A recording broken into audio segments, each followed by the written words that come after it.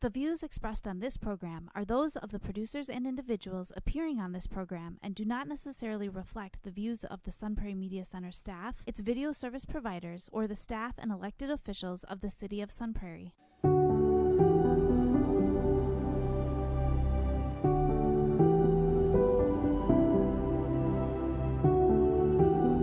There's something that can be done as a possibility, and it's going to benefit. We'll try to connect those dots. You know what you're capable of. You've run at that pace, and now you have to redirect.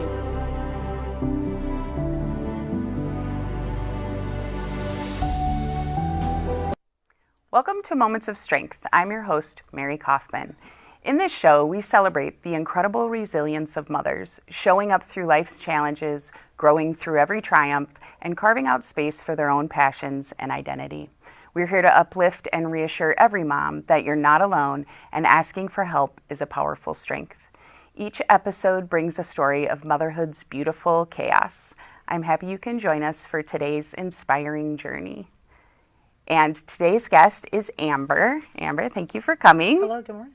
Thank you for making the trek in the snowy roads. So, 'tis the season. Yeah, we know about that. We're used to We that. got this. Yeah, I appreciate that. So you and I actually we don't know each other, but we're connected through an acquaintance, and so thanks to Tammy for that. Thanks, Tammy. And so I'm so happy that you could make it today. Same. And you have a story that should be told. And just for people who haven't seen the show before, the aim of the show really is to uplift parents, moms, whoever's watching through stories of life experiences. And hopefully they can pull some strength, just understanding they're not alone. A lot of times as a mom, you know, that you just feel like you're alone and everything, and you're not. So to have some example and a place to go to for stories and strength, that's really the aim of the show. So Love that. what we will do is we'll talk a little bit about your journey to and through motherhood and then what you're doing now. So I always appreciate it if people can talk a little bit about how they grew up, as much or as little as you want to share. And that way we have, we can follow the journey into your motherhood. Yeah. So yeah, if you would like to start there, that would be great. Well, thank you. I feel quite honored, and knowing about some of the people that came before me, it's kind of a daunting task to, rise to that occasion. But our stories are our stories, right?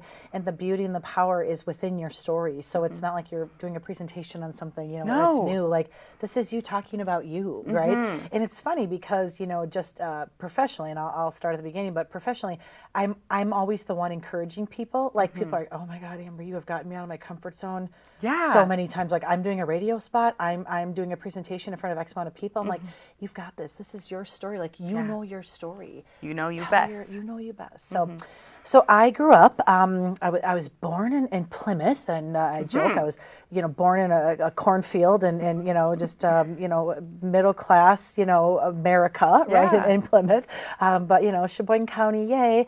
My folks originally are from Rylander, so I like to think I have a little Hodag in me, right? Conceived there but moved here for just job opportunities, right? Northern Wisconsin. In the late 70s, early 80s, there were some jobs, paper mills and some manufacturing, but moving to the cheese capital of the world, to Plymouth, is really then where my family was able to, find some stability and some economic stability. But I was the firstborn, and in 81, I was raised, my mom was actually 20 when she had me, so a fairly young mom. But in the 80s, not totally, abnormal, right? I mean, now we'd have programming for folks, and would need some supports, and but my mom did a wonderful job raising me. She worked from home. She was a stay-at-home mom. Okay. And I always like to say that because people will say, oh, my mom didn't work, she stayed home. I said that is work, folks. Like, working from home, caring for a child. Like, otherwise our child care centers are doing that, and that's a lot of work, right? So let's not take away from the moms that are working from home. My mom also, just to supplement income, helped take care of the neighborhood kiddos, and did in-home daycare before we had all those license and rules and regs and stuff. But just went to someone's caring house. for other children, right? Just at its simple form, which was great because that helped me develop develop my community as an only child at that time. Yeah.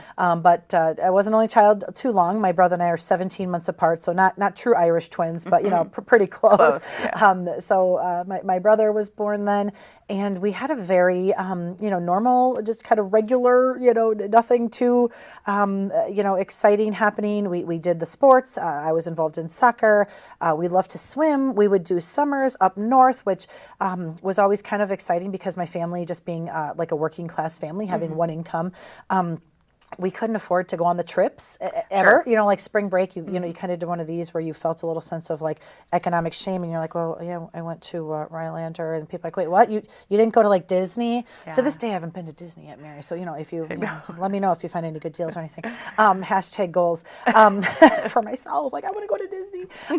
But we grew up. I wouldn't say we were I don't think we knew we were poor, but because my parents, my mom did a great job, making sure that our clothes were, we were well cared for, right? Yeah. We had a lot of love in our home. We were well supported, but we didn't have a lot of money, but we didn't know it. Sure, yeah. I guess for a short amount of time, we were on, food share. People called it food stamps back then, and but my parents were very thrifty and very conservative, and those were kind of the days where you could get away with maybe one income. Yeah, you could. Now different. So different now, right? We have two income households, and sometimes we even need like a third job, maybe a fourth job to make a go of it.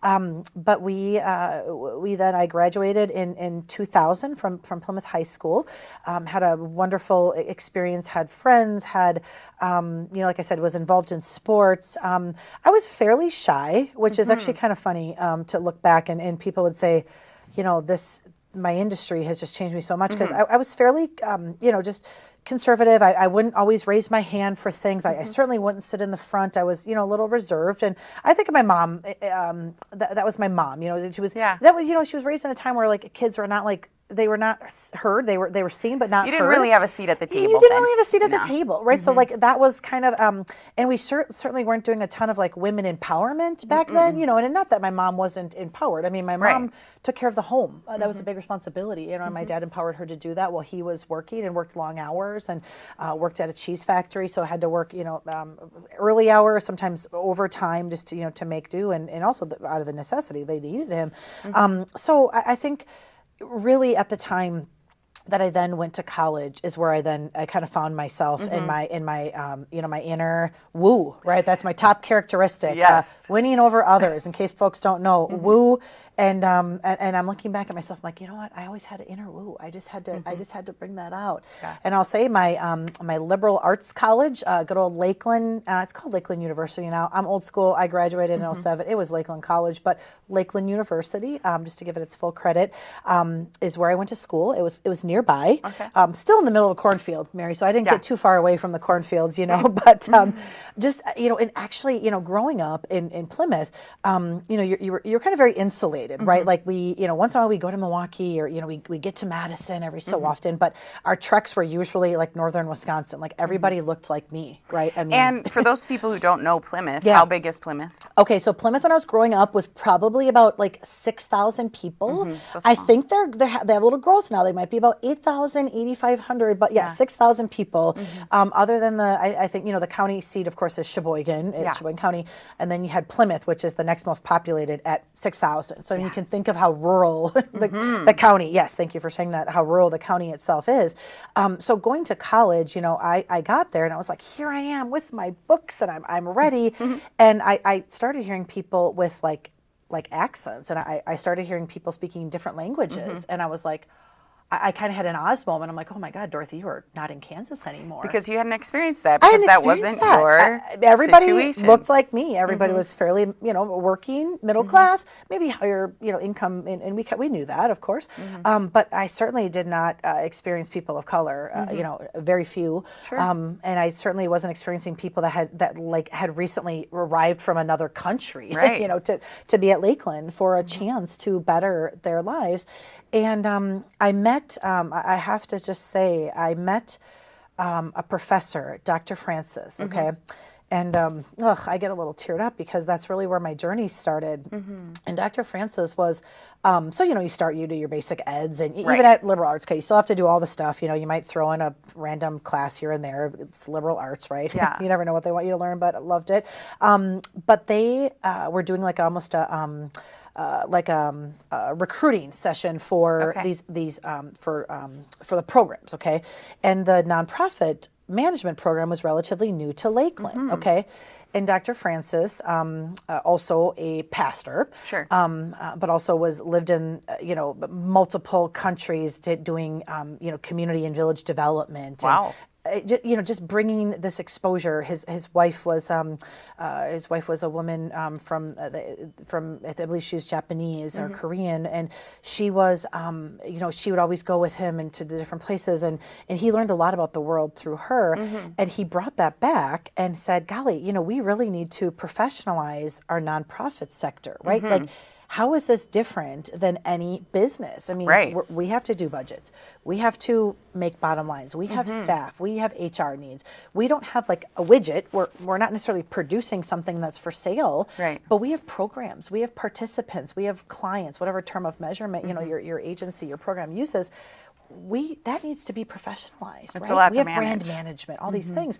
So he had started the program at Lakeland, and I started, reading about it. I went through the curriculum. I went through all the classes, and I believe I started in Fundraising 101. And I was like, oh my God, like you're calling. I had this moment, and I'll just go back again. I'm not a very linear person. I feel like woos are not always very linear. That's okay. So you know how that we goes, can right? And life goes that way, right? Yeah. It's not very linear. I'll bring you back. Bring me back. Yes, bring me back. And as a cradle Catholic, I will say I had monks in my family. My grandpa, my dad's dad, was a monk. He actually went off to World War II at 17, and he actually lied about how old he was when you could do that without anybody background checking that. And went off to war. He survived, obviously. My dad is here. I am here. But his brother went off then to become a monk and didn't make it. And the story that I'm told, through the families is that he talked too much. And I'm like, oh my God, like this is like, these are my people. Like genetics. It's been unlocked. It's a thing, So like the nonprofit sector, and also so not just the being kind of fairly charismatic and having no problem talking to pretty much anyone, anywhere, of any ethnicity, any background, any age, gender, the caring side of me, the empathetic side of me. So I also came from. So I've got the monks, and then I've got the nuns. Okay, so I had. Sister Terrence, who was a nun and went off into a number of places to do the work, to do ministry. Yes. Okay. Going into countries, she was actually in Lima, Peru, during many of years of civil unrest there, where she actually saw some pretty terrible things. And we later, as we were just kind of uncovering letters and things, we later discovered some of the things and the atrocities that she had seen, or some of the nuns or priests were assaulted and abused and even murdered in some cases. And I was just like, oh my gosh, like I can't believe she went there. Like, how tough is she? This isn't just like a church lady. This is somebody going off to like places that are dangerous. Like, this isn't just, we're going to build a well. And that's great too. But these are folks that are helping people that are literally at risk of their lives are at risk, based on religion and or politics, So I had both those sides of me, and when I saw that nonprofit sector degree, and I was in the fundraising 101 class, I thought, oh my gosh, like you said, this is DNA. These are my folks, and I never once looked back. I never looked back to say maybe I should do marketing, maybe I should do business management. I just ate it up. Next thing, I was out. Dr. Francis was big into service learning, so it was internship, but anyway. But in addition to the service learning, because you're not busy enough working full time, going to school full time, doing all my other little fundraisers and things. But if you're going to go into nonprofit, That's good training. You got to learn the hustle. All that kind of busy. 100%. You have to be that busy because that is what you are doing from sun up to sundown. You have some sense of commitment to your community. So he'd get us out to do, we'd have to show up at like fancy fundraisers, right? So we'd have to interact with donors, and we had to learn about the fundraising sector and actually experience, like sell a raffle ticket, right? I have board members, I have staff, I have people that are like, I will do anything for you, just please do not ask me to ask for money. Fundraising, for sure, it's another animal, asking for money, and even not for yourself is still, can still be a daunting task. And he just thrust us right into these situations, and we would do the wine around the world, and we'd have to talk to donors, to alum at Lakeland. These are people these were business owners, these were family foundations that were giving millions, tens of millions of dollars to make sure that Lakeland was well, and we could experience growth and recruit the students and have really solid programs. So and you were so young and new in it, so the perspective there can seem daunting. And really, because your average donor, particularly with acquired wealth or family wealth, generally are a little bit older. And also they have this expectation of a donor experience, and can I match that? Can I meet them where they are? Can I make a connection with them? And that is what I have really found. I do believe that's one of my strengths is, we can ask for money in our sector, but also making a connection to an individual is really powerful, to be able to say, I know you care about this, Mary. I think I have something for you here. Maybe it's not money. Maybe it's volunteerism. Maybe it's attending an event to get some exposure to it. Yeah, it's really how do you connect the value for the recipient as much as the value for the donor? What is that match? And so that is, it's a gift to be able to do that. And then also to pursue something and right out of the gate, know that that's your calling, and then you've just done that for the whole time. Literally, so, it's all I've known. So I graduated Lakeland University in 2007. And then I met, prior to that, actually, so two women that have really inspired me so not only did we have to do a macro level internship, we had to do a micro level internship, because again, our degree was in nonprofit management, right? So that doesn't imply that you were going to go into direct services, right? That was more grant writing, fundraising, maybe program management, endowment, creation of endowments, special events. But they really wanted us to roll our sleeves up and get into the actual program service delivery. Okay. So I met two of my mentors, Lisetta Aldrich, who at the time was the AdvoCap Head Start director. Okay, so big shout out to our CAP agencies and to Head Start. We know that Head Start works. We know that the outcomes are there. And I was like a college student. I've never worked with a small child before. Next thing you know, I'm sitting at the table with these littles who, they were like, hey, they don't know you've never worked with kids. They don't know. I'm like, I looked kind of young, but I mean, I've never really, I babysat, of course, but these kids were like, in their parents or caregivers were like counting on me to, make sure they were fed, and, they brushed teeth after, and then I would do bus ride-alongs, right? So I'd help them get down the bus, and it was so cute, and I'd go into homes and do some home visitations for our 3-year-olds that we were, getting enrolled into the 4-year-old program, and doing those home visits and just making sure it was the right fit, and really meeting people where they were. And I would say, even some of those exposures were like, wow, like another kind of Oz moment. I mean, don't we always have these Oz moments throughout life? You're not just going to have one. You're going to have a number, especially if you're doing it right.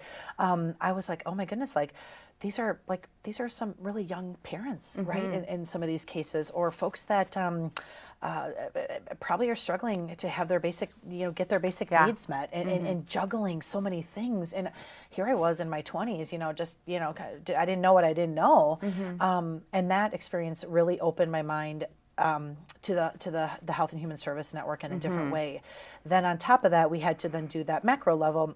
And I met my predecessor, Tina Potter, who had also worked at AdvoCap and had literally been a community developer since the 70s. Like, that is what she knew. So I had the opportunity, Mary, to be brought along, to be mentored by two women that this sector is all they knew, and damn good at it. Yeah. And then, so I learned then from Tina, I learned how to do, those fundraisers. I learned how to write a grant. I learned, she invited me to events and would introduce me to people at the table.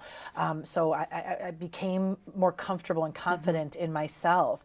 But it took somebody kind of thrusting me into these positions or inviting me along to say, hey, we see something in you. Let me introduce you to, XYZ business owner. I've met Fortune 500, Fortune 100 staff and executives, and I was like, oh my God, am I worthy of this? Like, do I deserve to be in the same space? Like, I'm just this girl from Plymouth, I was raised in a cornfield, so. But what you find out is you do deserve, and it does take somebody who could recognize that in you when you haven't maybe experienced that. Like, you talked about being shy as a child. Yeah. And were you shy or were you just observant? I was quiet too I wouldn't say quiet. There was a period before middle school where I was very shy and observant.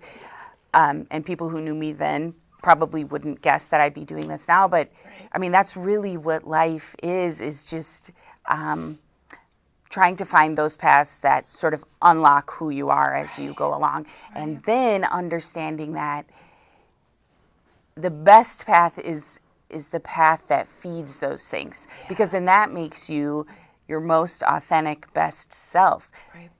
You can't just do that out of the gate. You have to have people that surround you and support you. And that's really what we do as moms is kind of the aim as a mom. Everybody's not in the same position and doesn't understand that. But that's our role as moms, is to recognize that and foster that in our kids as we move along. Absolutely. So, yeah. And you said the passion, the work is so, the nonprofit sector, like I would say education and business, small business, entrepreneurs, local government. I mean, the work is difficult, right? We often are under-resourced, staff dollars, right? We're wearing multiple hats. We're juggling so many things. Like just the expectation to move along in society now at such a clip is just, it's so intense.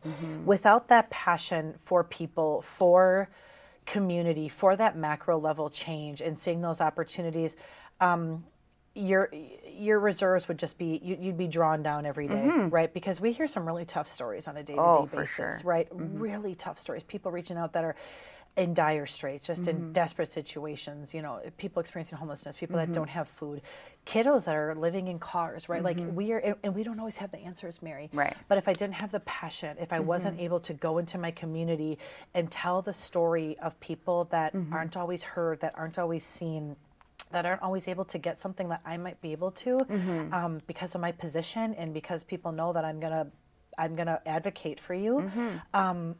I'm not sure we'd be able to do that, or you would burn out, right? It's a high burnout job. It is, because people aren't always thanking you, right? And sometimes you're like, oh golly, I did all this, and you're like, you know what? But you did it for their people. You're not doing it for the gratitude. You're not doing it for the gratitude. It's an inner drive. It's an inner drive, and I always say, that gratitude in that person, like in that moment, depending on their situation, their crisis, their exhaustion, their fatigue, navigating the nonprofit sector, health and human services, it's no joke. No. I mean, it's exhausting. Yeah. So sometimes by the time they get to us, and this is what I've told my staff that helps and answers the phone, and having those touch points when people come into our office. You might be the 7th person they've told their story to, right? And they're just kind of like, oh, can't you just know? Yeah. Like, can't we, can we just send this subliminal message to know that I need this? Yeah. So please treat them like this is the first time they've told their story, but it might be the 7th time, but you're hearing it for the first time, and let's meet them where they are. And that's, I think, we're so good at that, and folks know that in these caring, compassionate spaces of the sector, yes, there's fatigue, but there's always somebody that wants to come alongside of you. Yeah, absolutely. So that work you do now is so incredible, and that's a jump, but we said we were going to jump around. Yes. But let's go back to, you graduate from college, and then where does motherhood come in there for you? So I will say, and you told me before we went on, every story it's your story. It doesn't have to be Pollyanna. And I will just be very frank. I was never the kind of girl that was like, and I want to be a mom. I was not that child. Yes. I was, and in fact, when I first told my people that and my loved one that I was pregnant, they were like, like you're the one that never wanted kids. I'm like, I know, yeah. So, you know, I was never like, I want to get married. I'm like, I literally want to be, you know, I want to live like that Sex and the City life, you know, no kids, you know, be on my own, just be independent, just me. And I love people, but like, I don't need to like care for people necessarily, like that, like count on me every day, you know, like I love other people's people, right? So actually, I actually found out my last semester at Lakeland that I was pregnant. And I was living in Fond du Lac, North Fond du Lac at that. And I just say that because then I commuted my last semester because there was a huge expectation of being on campus, right? You're finishing all your, you know, your capstone. I had to do my, you know, my oral presentations on my internships. You know, it was a big hustle. So I was driving from North Fond du Lac to Lakeland. So, you know, about an hour drive or so, and depending on if it was like a day like today where it's kind of cold and windy and getting on Highway 23, you know, you really had to take good care. I had to pull over, Mary, so many times because I was so sick. Oh my gosh. From morning sickness, I was literally, but I'm like, oh my God, but I'm also going to be late, you know, and I'm like, what am I going to tell my professor? Like, I'm pregnant. Right. So I got through that semester and I graduated in May.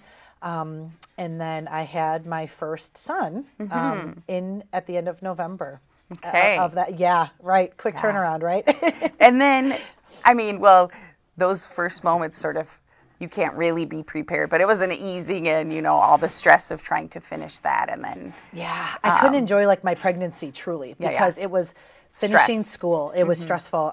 The expectation of like, oh my God, like I have to be like a real adult. And I had been. I mean, I'd been working. I worked all the time. I worked full time. I drove back and forth. I didn't live on campus, so I always had to commute. So I was living a fairly like, you know, rigorous lifestyle, which was good because, you know, got me prepped for what the reality.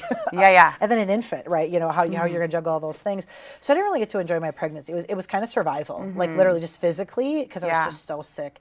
But I finally got out an anti-nausea, and that like saved the semester big time because I was just I was so sick all the time. I mean, I just was so fatigued, and I'm like, I have to focus. But then there's that expectation of like, oh my gosh, like I'm expecting, like I also need to go get a job. Like I'm graduating, like now is the time. Like everybody was applying for jobs, and you know, but some of them were like a little bit more excited. Some were, you know, a little bit more. You know, they were pushing themselves a little bit harder. I was like fretting. I was like, I need a job, and I need a job now. Right? What can I do? So, you know, getting into that moment of like, okay, so this is great. I graduated now, but also now I have to work on like caring for my baby and caring for myself, but also like get that job and getting onboarded. It's but just also, so much how do all I at get one a job, time. Mary? And then also say, oh, by the way, like in a couple of months, I'm actually gonna have to go on maternity leave because I'm expecting. Yeah, I know. That's not ideal. It's just so much. It was a lot. So much, Luckily, you know, here we are in the nonprofit sector. You know, my current employer, United Way, so I've been there since. And that's who you were working for at the time. I was working for at the time. So I've worked in every capacity. Started as a volunteer, then did my internship there, worked then as the job that I got as kind of the executive assistant, and then, you know, to here we are today.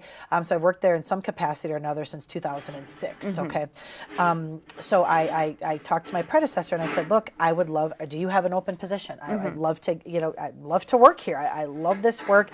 It gives me the opportunity to have the macro level, do the fundraising, but I also can learn about the issues, right? Because our work was issue driven. That's how we knew where to fund the dollars, right? So I really love that perspective. And she goes, you know what, the timing is great.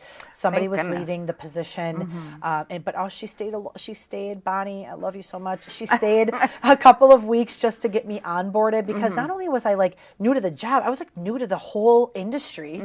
And by the way, I was having a baby, you know, in a couple of months. So like the onus, you know, just the onus was on me to like learn and to, you know, to really be ready for that job so that there wasn't this gap in, okay, now I've learned all this, now I'm going to forget everything. Also, like pregnancy brain is a thing. Yes. Especially in your third semester. You're like, wait, what's my name again? I know, and I'm out doing so presentations and, you know, having to be articulate and put together whilst having a hot flash or two, you know. It's so crazy what we expect ourselves to do. Oh my God.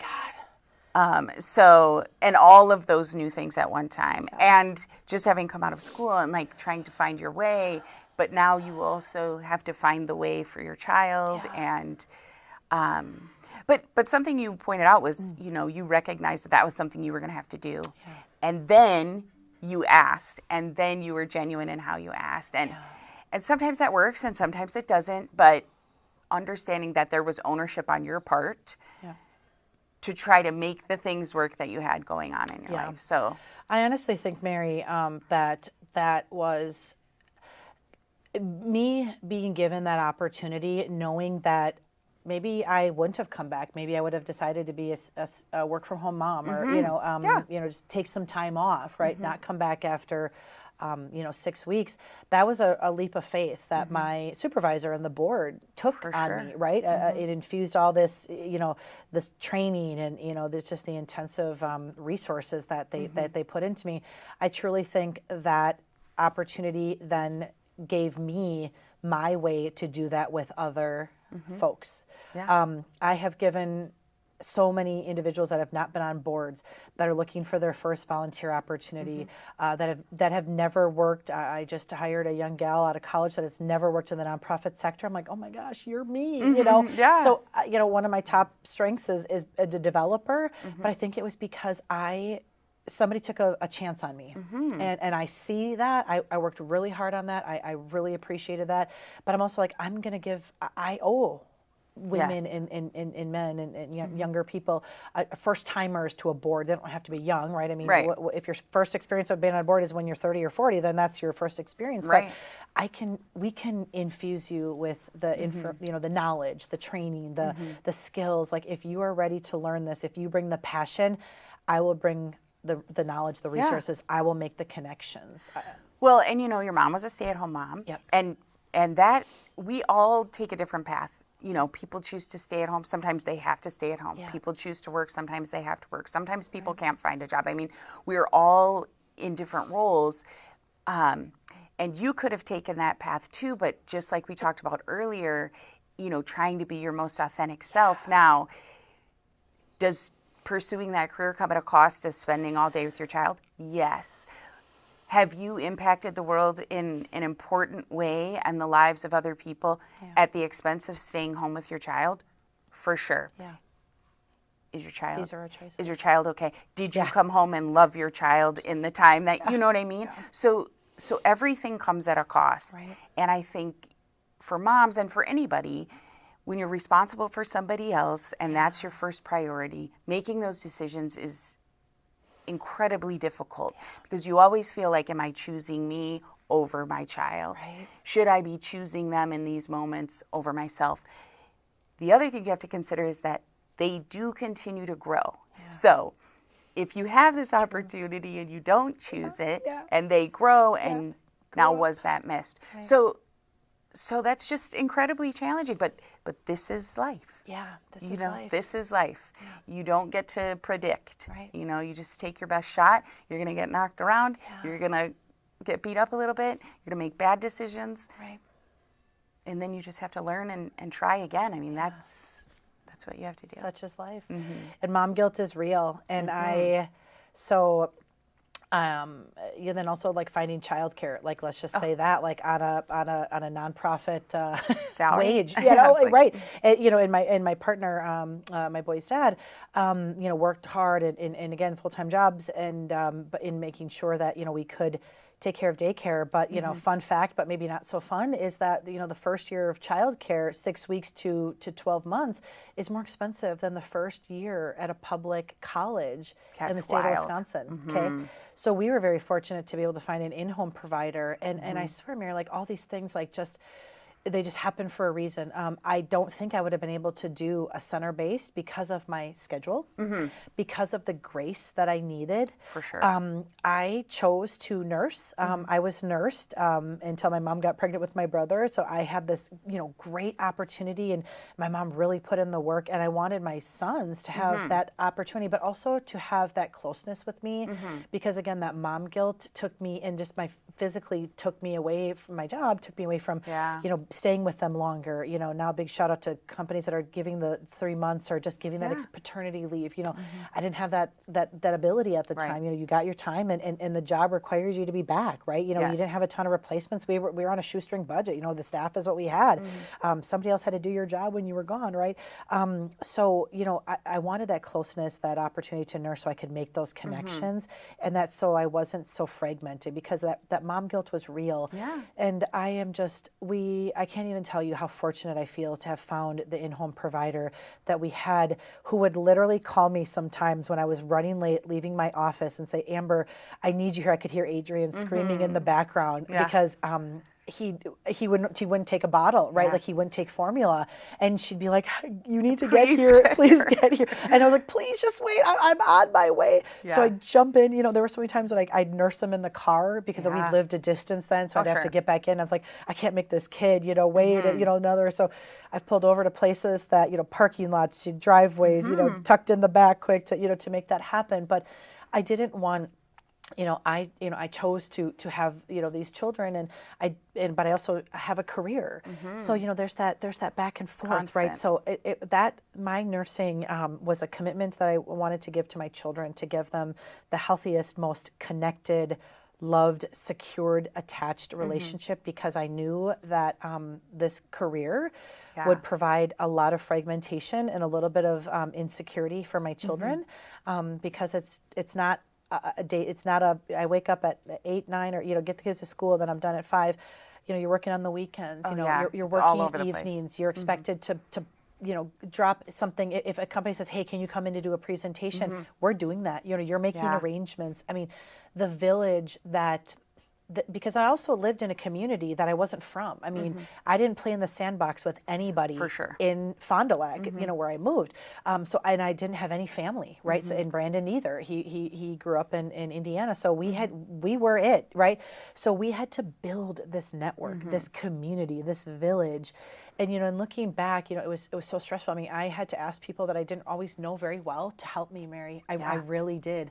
And also be like, okay, I hope everything's going to be okay. I also hope they don't think I'm crazy, because I'm really kind of in a desperate place. Like I have to go do this. I have to be at work until 6, and we've got this event. Can you help me out? And everything always worked out, but there was just so much fret. But I had to just trust. I had to learn how to trust and put my faith in my fellow humans. And I will say that working in the Health and Human Service Network made my village, it created a depth to my village. And these are my work folks have become my chosen family. Yeah. Because my mom lives with us now, so I have a relative there. But other than that, and that wasn't until 5 years ago. My kids were pretty okay by that point. But she's provided so much support. I of course I'm so thankful and grateful for my mom. So 3 generations in our house isn't that beautiful? Yeah. And also my kids just seeing so I have 2 boys. Adrian just turned 18.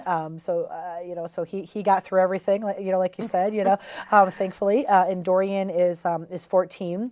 And, my boys have seen, the sacrifices.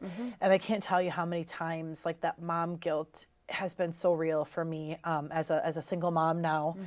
Not a chosen situation, an unfortunate tragedy for our family 3 years ago thrust me into being a truly single person. Without that support of my partner, who we were partnering and co-parenting our kids together until his untimely death.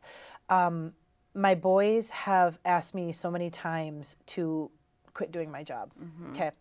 And it's not that they don't appreciate the They're work. Kids. They just want you. They just want me. Just bottom line. You don't even have to disclaim that. Because sometimes even when you're there, you're not always there, Mary, right? I'm on my phone. Oof. So I would say to folks listening, your viewers, I have probably had to give myself more grace than I feel like I deserve to provide for my children, but also providing for my children in a career that I am choosing because I love it. I can't imagine myself doing anything else. It's all I know from college to now. Community development is it's literally in my DNA. And my kids have had to make those sacrifices, and I've asked them to give me grace that I don't always feel like I deserve. But I'd say give yourself grace. What's interesting? If you hated your job, you'd have less guilt. Yeah. Because you could be like, I don't want to do it either. Yeah. I'm doing this for us and for you. The more guilt comes when you allow yourself to enjoy what you're doing Right. and also try to balance being a parent. That is so true. It That is is. so true. It's because you're like, crazy I as a mom. actually kind of love my job. Yeah, Oops. you're like, is that okay? Yeah, Like, no. is that, are there both those things acceptable to feel?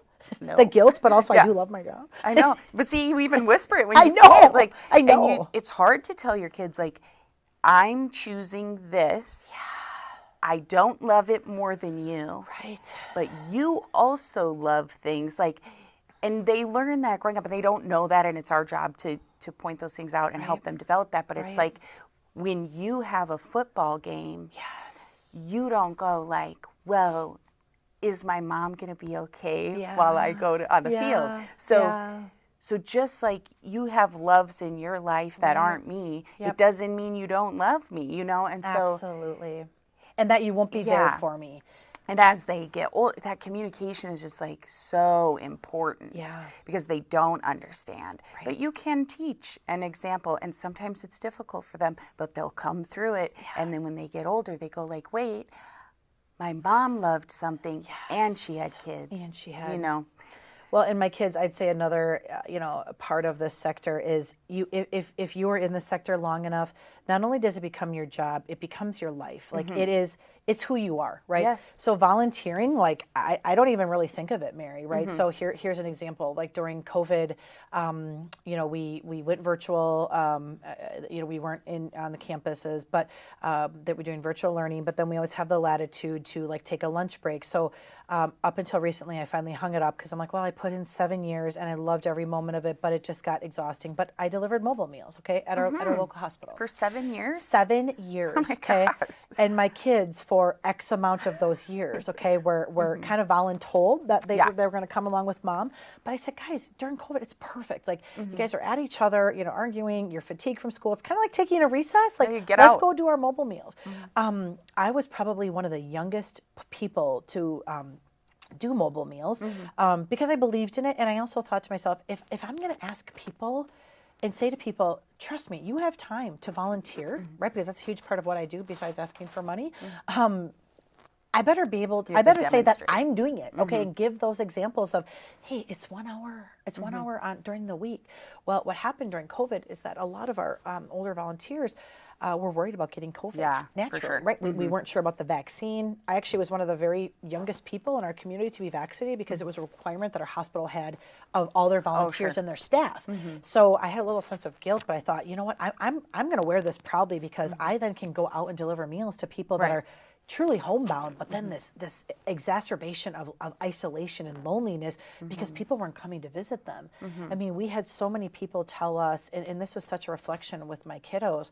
So every Friday, so we actually did it every Friday throughout COVID because we just did not have the bandwidth of the network of volunteers. It really shrunk. So I went from doing it twice a month to every week, four times a month, and anywhere from an hour to an hour and a half, depending on how many routes and things.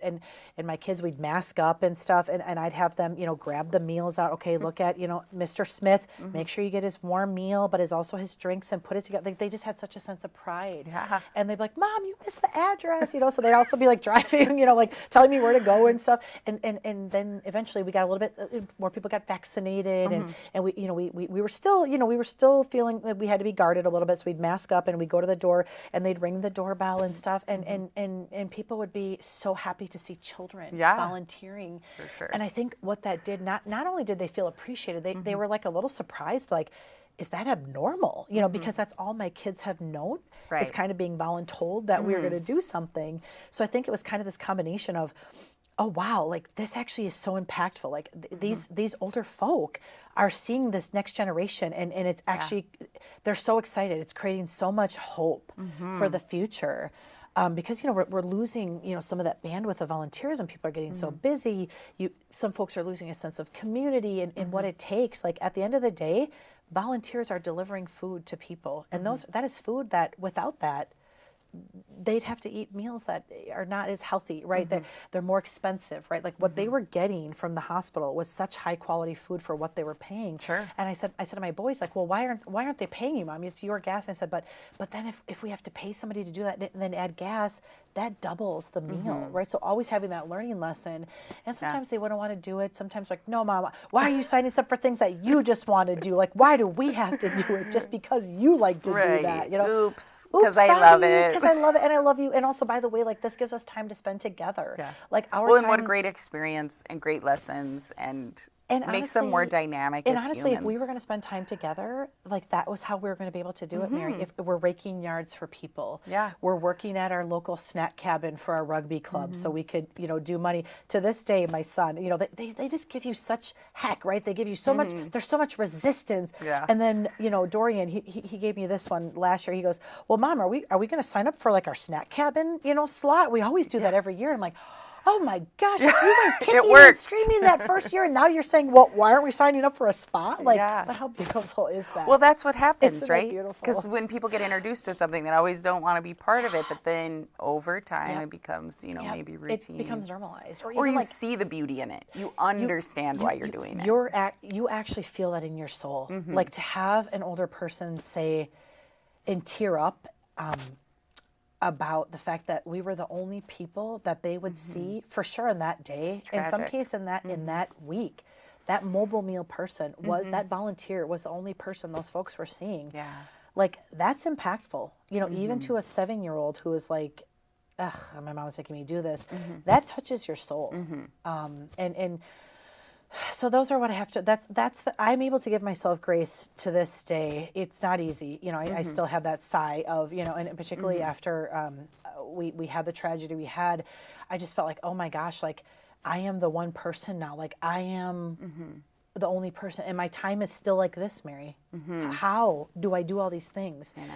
So I've had to let some things go. New things come up, of course, right? You know, now Booster Club's knocking on my door. Can you volunteer for this concession stand? And, your reputation don't forget we need the money. You. Yeah, exactly. You know, and you know how they say it. I mean, 80-20, right? You know, 20% of the population does 80% of the volunteerism, right? And we're trying to grow that. We always do, but you kind of have the usual suspects. So my kids are like, Mom, let somebody else do it. You're doing all these things, and I said, yeah, but but also in doing that, I can invite people to come along with me. Sometimes people have said yes to me to volunteer for something or to do a presentation simply because I asked them and I said, I will be there with you to do it.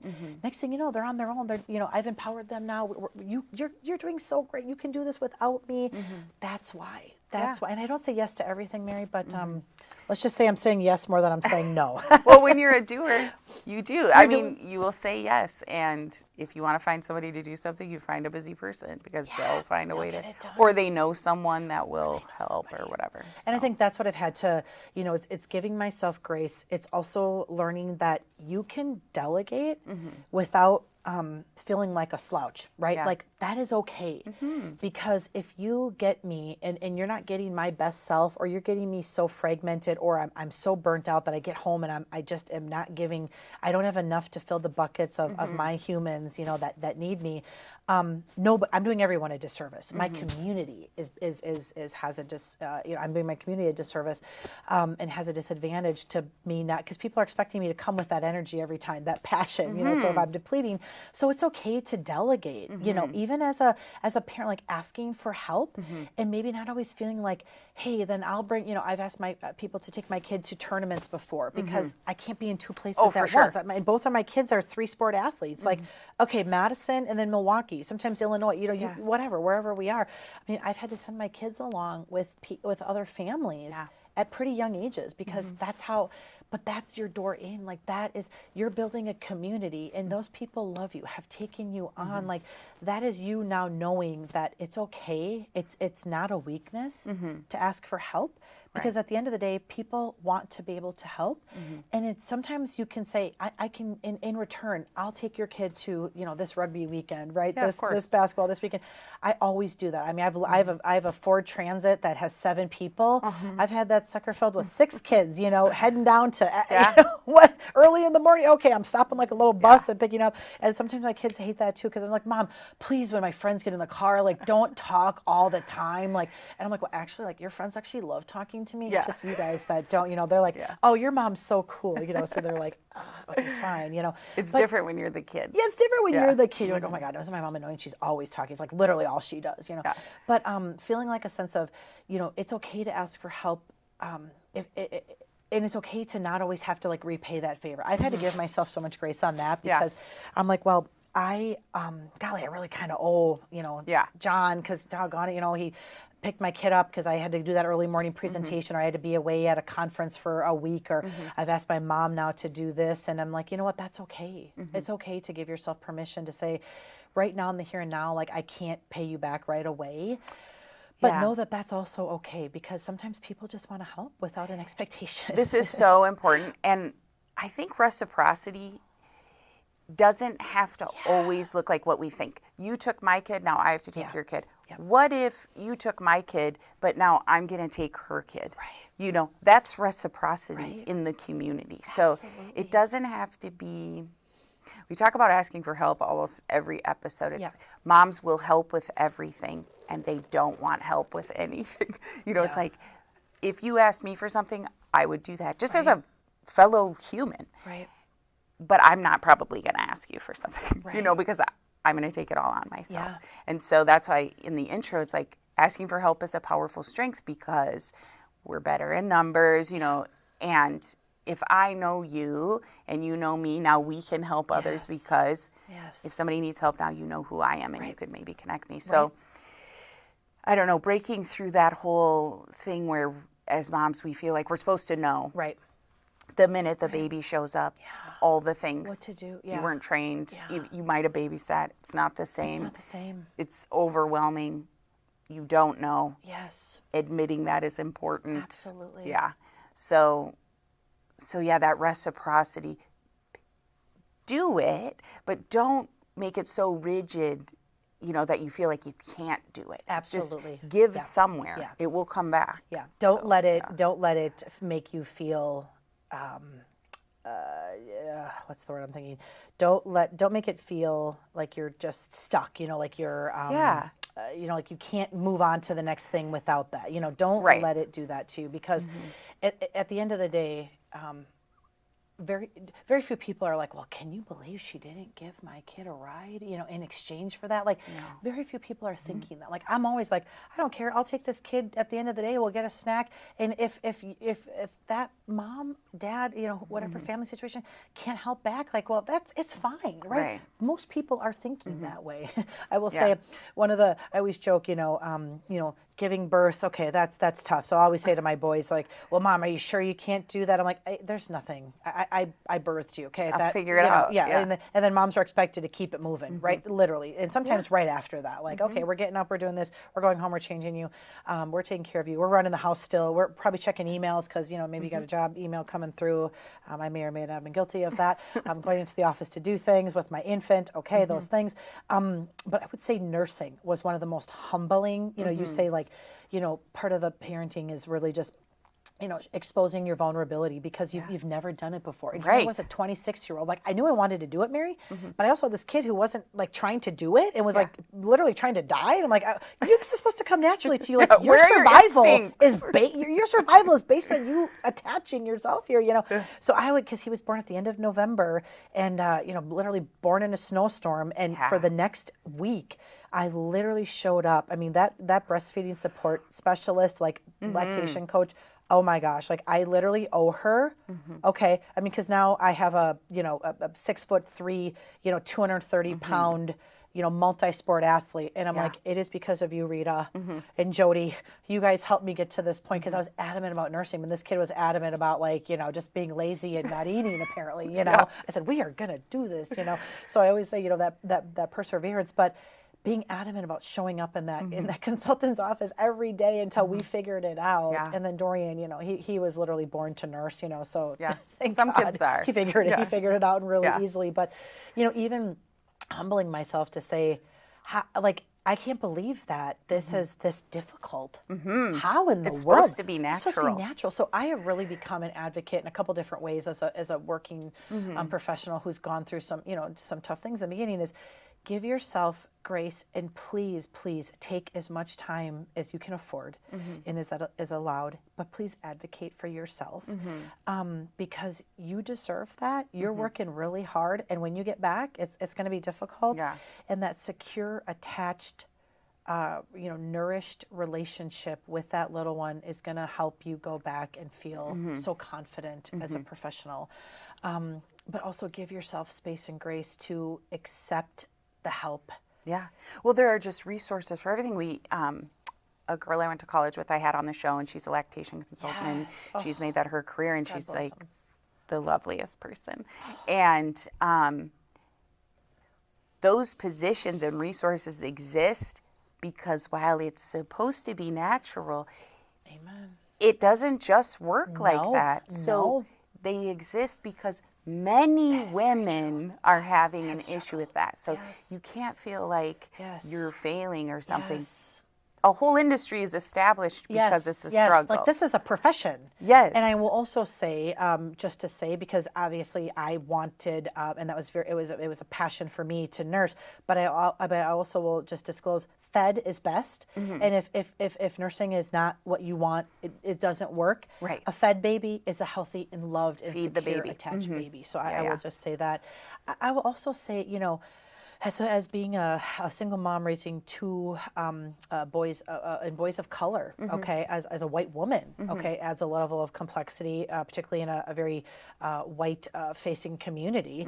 Really trying to be like all things, like being a mom, but also like raising two boys that I want to be like really good humans, good men and good, stand up in their community and volunteer, but also being kind of woefully underskilled because I'm not a man, and having to like have those conversations with my kids that I would have been like, dang it, like your dad. Could have used So like, how do I navigate that? And being humble enough to reach out to like another person, another man, to say like, okay, all right, I know I probably have to be the one to have the conversation, but like help me walk through this. Like, okay, like awkward, but also like necessary. Yeah, absolutely. Because what if you didn't have the conversation? What if I didn't have the conversation? Yeah. And you want to have kind of a knowledgeable conversation. And if you don't have that knowledge, so you got to seek it out. I need to be infused with a little bit of knowledge. And, and I will say, like, because I work in health and human services, and I fund, we fund programs that their main goal is to reduce teenage pregnancy, having those types of conversations, because when they don't happen, that's the result, right? And then we have programs that, are coming alongside and assisting these families that get in these situations, or having conversations about the use of substances, binge drinking. My God, we live in Wisconsin, the culture and trying, the normalization of substances. Like, it's like, oh yeah, don't forget about that conversation. Don't forget about that conversation. Don't forget about, oh, my son just turned 18. Don't forget to register for the selective service. Right. Yeah. That's something like, kind of like a traditionalist, if you will, okay, you and your dad are going to go along. And so I had to tell my kid, like, why we do this, like how we do this. Like, we did it online. I'm not going to lie. Like, I envisioned this very romantic, like, we're going to go into the post office and then life, intern, my son's got his apprenticeship right now. He's working, he's going to school. And I'm like, okay, we're just going to get that on the phone, and we're going to do that. We're going to use our tools, and that's a fed okay. baby. That's okay. A fed baby. Yes. A registered, selective service 18-year-old is a registered selective service 18-year-old. However you get it, the path is there.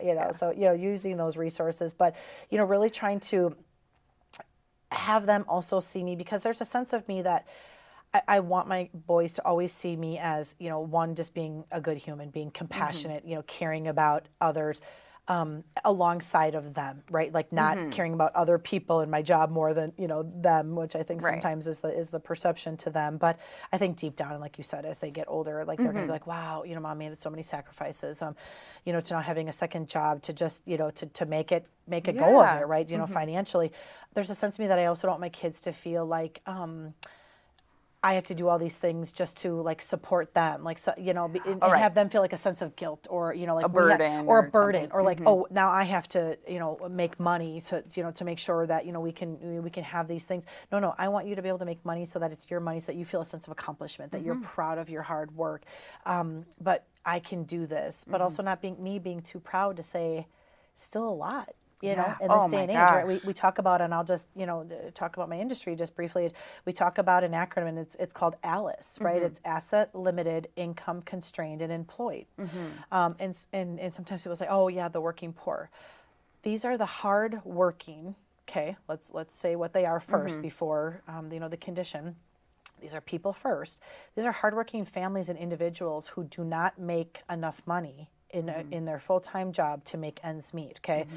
We know that over half of the jobs in the state of Wisconsin, the most common jobs out of the top 20, half of those jobs put people in precarious situations where they would be considered ALICE, where they're not making enough money just with that one income. Oftentimes they have to supplement and come alongside with another job. We as the nonprofit sector, we're advocating, I'm fundraising, I'm grant writing, but I'm also like, oh golly, am I guilty of this? Like, I'm employing ALICE by virtue of employing people that work at a nonprofit sector, right? So how can I get people out of those situations and say, we have to pay people more, and here we are in our own industry struggling to pay people enough that they don't have to have another job. It's complex, and it's not an easy solution for those businesses, for those half of those. Let's think of our childcare sector, our families, right? Let's think of our like a nursing, and not an RN necessarily, but think of a caregiver, a CNA.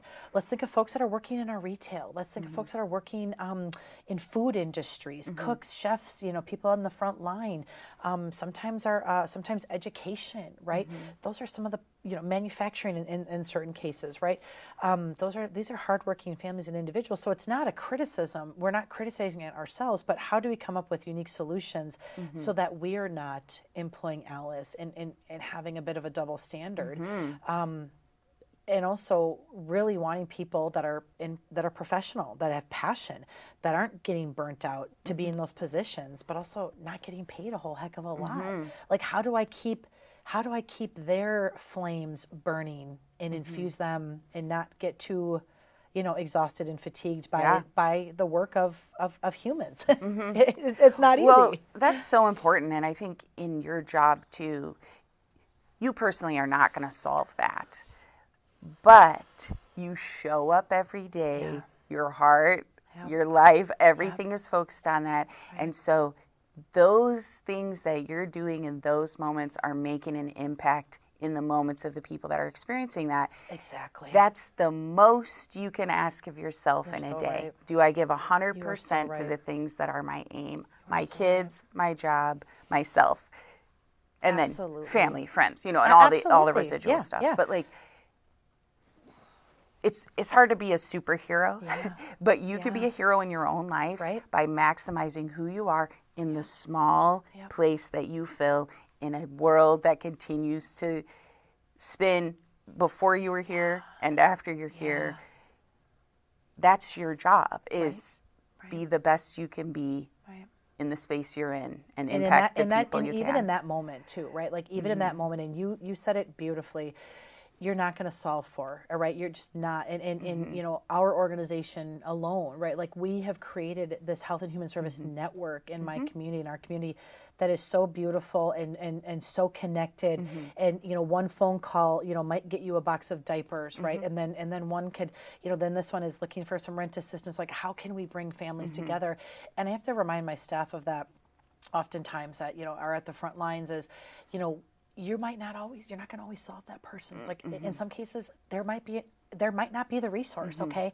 But the way you treat them in that moment, we've had people say, you couldn't help me, but thank you for just listening. Like, we don't always have to be the problem solvers. We don't always have the resources to be the problem solvers, but the compassionate way you treat somebody in that moment. And I hope that's something that my kids will always know about me, and had they had to sacrifice, have they ever been to Disney? No. They don't always have the fanciest shoes. Not to interject there, but that's assuming that Disney is the optimal experience. You're right. And is it? Yeah, or is a lifetime of serving and becoming a dynamic person the optimal?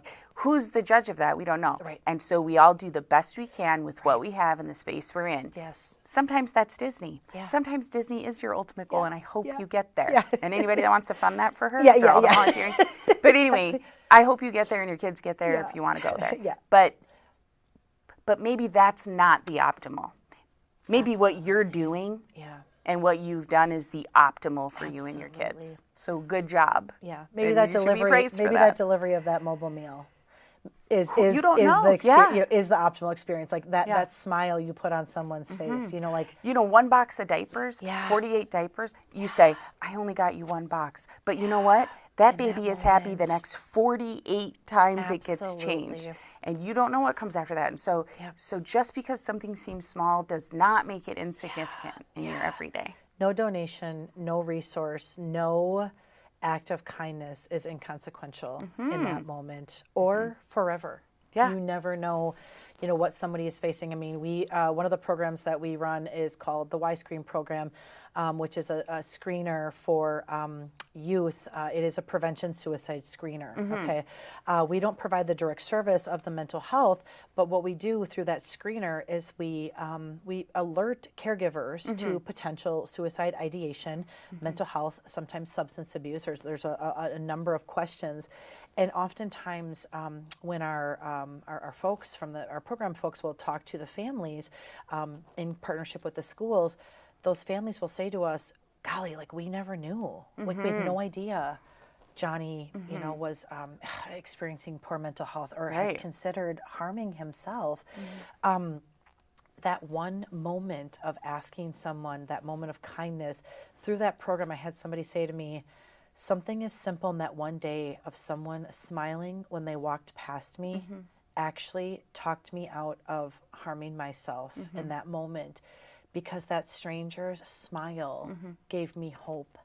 It infused me with a sense of importance and value, that I was seen, and that had I left that day, almost a sense of disappointment because that person, that woman saw me.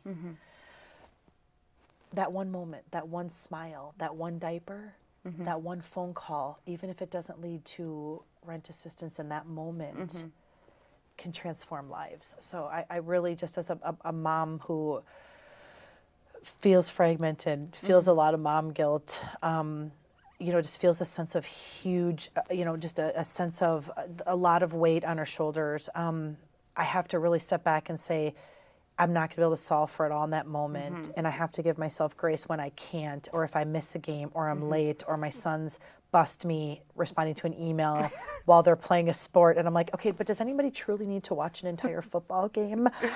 It's kind of long, Mary. I can check an email, I'll be right up, but like as my kids are like looking at me and I'm like, okay, yep, I'm getting the look. Yeah. I'm gonna go ahead and I'm gonna put this away. You're doing great, And I would say just being present, really having intentional practices of intentionally practicing being present, and a little bit less fragmented has alleviated some of my mom guilt, because you can miss things, and especially after my family tragedy, I think being present, it was not only a no-brainer, like it was non-negotiable.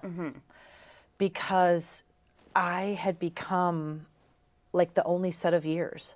So if I missed something, Mary, if I missed a call for help, if I missed a field trip form, if I missed a cue for maybe bullying, or just just I need help, I need something, because teenagers, I have 2 of them, aren't always like, hey, I'm not doing well right now. Okay, they're not always that obvious. Like we would love them to be, but just listening for cues. If I'm so fragmented, I'm thinking about work. I'm like, oh God, did I do that? Oh God, that presentation. I got to get prepared. I could miss things that could be really devastating to my family, to my world, and I couldn't afford to do that. Those expectations, the high standards, we need to do all these things because we still want to show up in our communities, and it's still really important to set the example. That's all important, but now layering that with a very humbling sense of required presence has kind of changed my mindset a little bit. And I think too, we as moms think, I need to be present for my children. But what we forget is, like, you need to do that because you need that with your kids. It's not just for them. Like, so true. You have to set everything aside because you also need to be connected to them. Yes.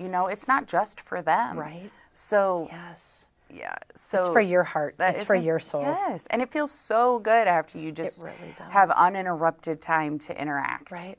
And then that builds the foundation for them to come to you because they understand you can be present with them and prioritize that. We're doing college visits right now, and we've been doing a few of those. And I'm like, oh God, here we go again. Now we're off to here, we're off to here. But that time, because when your kids start driving, and you have the luxury to have them have their own vehicle and have that sense of independence, because I know that's not everybody's truth. You lose track of them a little bit, right? Yeah, because car time is important time when you're hauling them around. So I'm like, oh my God, I am driving around. You miss it. I am going on Sunday to be with my 18-year-old. Like it's just the two of us in the car to go to that another college. I'm like, yes. Yeah, it's so fun. You're sort of like, that's for me.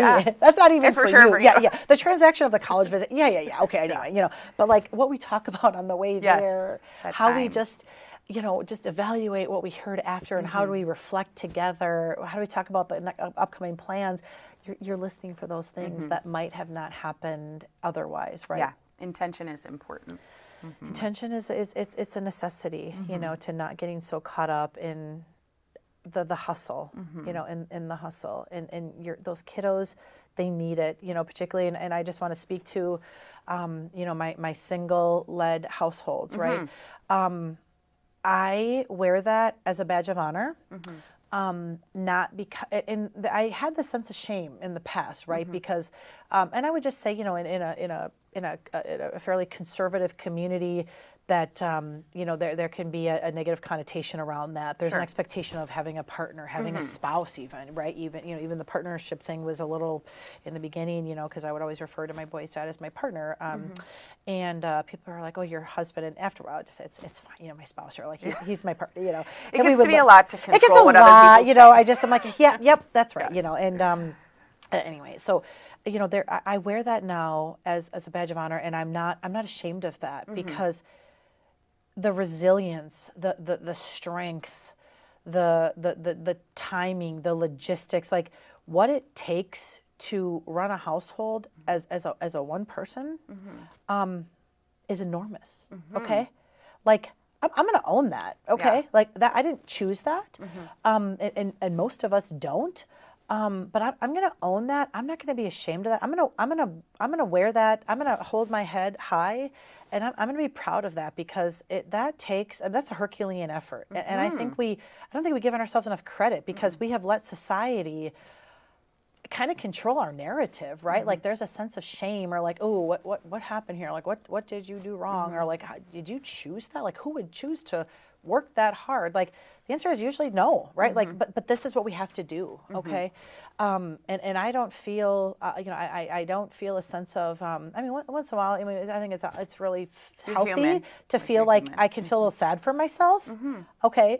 Because even like, trying to date, let's just say, trying to have like a social life as a single person with kids, and now my kids are older, but like even then, like you still feel like a sense of guilt to do that. You're like, is it acceptable for me to like go out and have a night with it, go to a movie with somebody? Like, golly, like is the micro, kind of is the spotlight is on, and you're like, wait a minute, like that is okay. Like I work really hard, and I should do all these things as well. But just feeling, like you can do that, and it's okay to have a little sense of, golly, I am working really hard. Like, let me give myself a little grace. Let me give myself a little break. You're still an individual. You're still a human. Yeah, you're still a human. And I think, as moms, particularly, and maybe, and I can only speak for, again, I always say, to speak the truth of yourself and not that of others. So in my experience, I feel like as moms, you kind of morph into this, like, so you're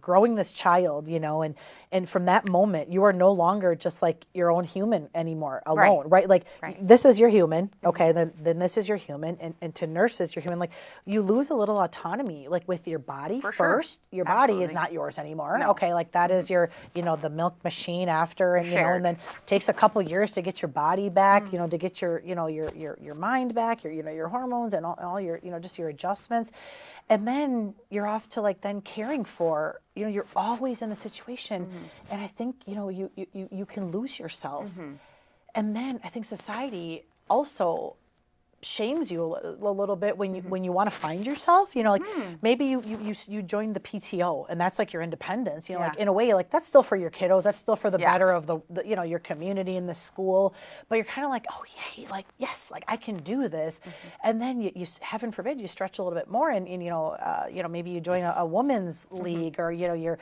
part of a board, and you're doing these things for yourself. You're like, but are the kids suffering? So there's this, like there's like your family guilt a little bit, which I do truly believe comes from society, because I mean, where are they? How do they know that? And then you kind of allow them to, you allow them to make you feel that way, and then you're like, oh shoot, okay, so maybe I shouldn't do that. Maybe I'm getting a little too big for my britches here. I'm spending a little bit too much time, on my own. But you're like, wait a minute, like, at what point did I forego my being an individual? Just because I'm caring for other, right? So giving yourself that grace, and that's okay. You don't have to spend every single moment. And I said, I don't have the bandwidth, to be around my kids at all times, right? Like, I'm away from my home a lot, and we were joking before about using the tools that are available, right? Like that Life 360. Yeah. Dang it, I've got the free version, but that free version, goes a long way. Like my kids know where I am. Yeah. I know where they are, and we're in constant communication. I think my boys have learned to be. I don't think boys are always in every case, not to generalize, but they're not always known to communicate. Sure. My kids have been thrust into that because I always need to know where they are, and for their own security, which has been rocked. They need to know that I'm okay as well. Yeah. That is safe. A great tool, by the way. It's a wonderful tool. And not to shout that one out. I'm sure there's tons of other ones. Any tracking. It's really coming handy. Or just to find ways to reassure each other about where you are. And that's it. I'm not tracking like, oh, you're over at, such and such as you. Well, you don't have time. Yeah, I don't have time. Let's be honest. I'm like, okay, I'll pull it up every so often. Okay, and then you get the little notification. They arrived home. They did this. Yes, like I didn't accidentally. And I'll be really honest. like forgiving yourself. I have taken my kids to school. I started my track record of being a little fragmented at 4K. I remember taking my son to 4K, and they were like, "There's no school today," and I'm like, sure. "Oh." And Dorian's like, Mom. I know. And I'm like, but okay, great. Like, good news is we had wraparound care there, so that, okay, so you're not going in the schoolroom, you're going into the child care room. Okay, brilliant. You're still in the place you need to be. Yeah. Or traditionally being that mom, and I also I have to give myself grace on this. Like, I've gotten a lot better, Mary. But like my timeliness and just my time management was not always great. My kids were traditionally the last kids picked up. Okay. So that tracking device, so like, okay, you're still at school? Perfect. I know where I have to go get you, But sometimes calling it an audible and saying, hey, neighbor such and such, help. There is just no way that I'm going to make that over there. Can you please go get my kiddo, Yeah. For those watching, I always got my kid picked up. Trust that. Yeah. Just as a disclaimer. I never left them. Did I forget sometimes? Yes. Yeah. Did I get caught up doing something? Absolutely. But yeah, they always got picked up. I just want to, before we wrap up, I want to circle back to what you were saying about, being a single mom and trying to do it all, and this society piece and stuff like that. As a mom, regardless of your situation, you owe yourself and your kids. That is the focus. So sometimes it helps to have like a few things that are non-negotiables that you bounce your decisions off of. Yeah. And despite how anyone else thinks or feels about that, it is okay to be true to who you are as a mom for your kids. Also disclaim, like, we're talking about not choices that are damaging. Yeah. Okay, just put that out there. Right. But if I am confident in my decisions for what I want for my kids and myself in my pursuits, I will do that. And so what anyone else thinks about that is, of course, we live in a society where you're free to think, feel, and even say what you want about it. Right. But that shouldn't derail me. And that is hard to do. It is. Because it is. We recognize when people, but again, you're here for a blip. Right. Your job is to be the best you can who you are, where you are, with the people you're around, and you can listen. You don't have to absorb. So that is important. And and then when you become a mom and your body gets shared and you're never really your own person anymore, it's important to try to get back to, you don't have to be the person you were before, but it is important to understand who you are, because a better you is better for your kids, even if you have to share things forever and ever, you know. That's right. So I say to my kids to that point about, you know, that you kind of alluded to like a sense of belonging, like, because you always feel like, okay, am I being watched? Because as humans, like we want to belong. I mean, that is biologically, like that's actually survival, right? Yes. Like to be a belonging, like to be alone, like it's not great. Like it's probably not going to work out, you know, going back to, you know, the woolly mammoth days, right? However, I say to my kids, you know, folks do not have permission to determine your value at all. How you feel about yourself. You will forget what people say. People will forget what you did, but nobody will forget, and you won't forget how someone made you feel. For sure. That is so important. That is our non-negotiable, okay? You'll be forgiven maybe for what you said, you know, what you did, but the sense of how it made you feel will go a long way. So if you didn't, you know, do something exactly correct, maybe you stumbled on the terms, or, you know, when you were talking to a friend, but if you left them with a sense of love and belonging and community and acceptance in their heart, that is how I want to be remembered. I'll always be remembered as, you know, being late, being fragmented, little ADHD, you know, running from here to here, you know. But people always say, I'll say to people, this barista, I have to tell you the story quick. This barista said, he saw me in Walgreens, and he goes, did you, you know, go through the drive-thru a lot at this coffee shop? I'm like, it depends. What do you know? Probably. He goes, oh my God, yeah, I remember you. You were always on your phone. And I thought, oh my God, like, well, that's just embarrassing. And I said, but was I like kind though? Because I was just feeling a little vulnerable, and I'm like, you know, but like I just need some like reaffirmation. I go, but like was I nice? Like he's like, oh no, I didn't mean it like that. He's like, you always were so good to us at the counter, and like, you know, when you pulled up and, you know, you weren't on your phone. But he's like, I just thought to myself, wow, like she's always on her phone, she's always busy. You know? But I just had to like make sure that I wasn't like, you know, like the devil wears Prada, you know. You're like, let's get to the point here. Was I rude on my phone? Oh, was I a jerk? You know, like, did I treat you well when I got up there? He goes, no. And I was like, okay, hallelujah. But also, you know, you're a good person, so you know you weren't a jerk. But you can't determine how someone's going to receive that, you know. So and people receive in the mood they're in. So there's a lot there. And the other thing, we keep having things to say, but we should wrap up. But just talking about how people made you feel, and the thing you contend with in doing for you, like I talked about, is that you want to be seen. Being validated is the greatest human need.